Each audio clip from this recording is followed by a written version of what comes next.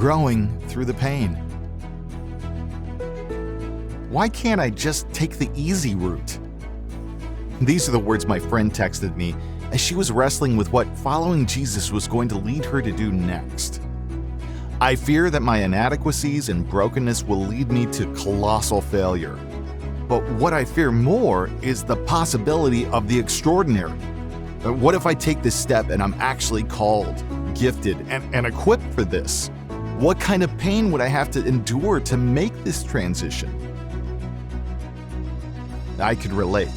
For several years, I resisted God calling me to full-time pastoral ministry in light of what I had to watch my dad, a pastor, endure. I was terrified as I considered the pain and the change I would face if I stepped into what I felt stirring within me.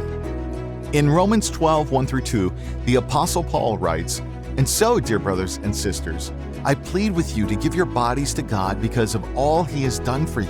Let them be a living and holy sacrifice, the kind He will find acceptable. This is truly the way to worship Him.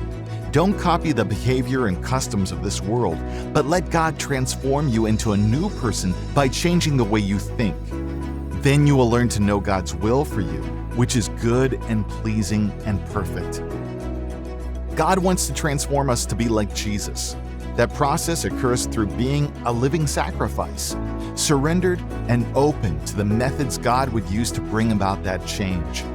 So, if you're considering a step and wary of what it will lead to, consider these words of encouragement. 1. If you're in the middle of change and pain, don't give up. 2. Stop viewing pain as a disqualifier. Start viewing it as preparation. 3. Imagine what lies on the other side of your struggle. In their song, My Testimony, Elevation Worship sings, "If I'm not dead, you're not done. Greater things are still to come."